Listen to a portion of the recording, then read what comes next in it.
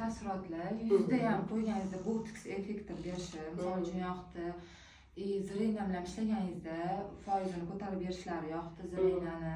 Keyin o'sha birdaniga ushib qolgan, tortib qolgan joylarga qo'ysangiz uchun qo'yib yuborishlari misol uchun yoqdi. Yana nima, bel sohalarida ishlashi, old sohalarda ishlashi, oyog'ida, misol uchun oyoqlar og'rib qolganda ton bilan, teylari bilan ishlashlari yoqdi. Hammasi yaxshi zo'r. Nervda bu, nerv bo'lgani uchun. Qolgan o'qishlarimizga fikringiz qanaqa? Hijobaga men uchun juda ham zo'r bo'ldi. Amaliyotim ham yaxshi, o'qishim yoqdi. Zulu bilan oldin hech ko'rmaganman, anaqa nima videolarda ham ko'rmaganman. Qo'rqinchli tuyulardi, unaqa qo'rqinchli emas ekan.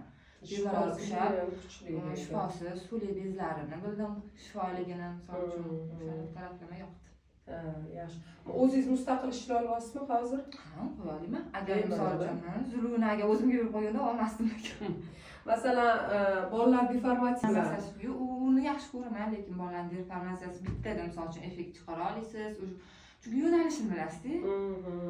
Yo'nalishini yo'nalishlarni bilib qila olasizlar-da.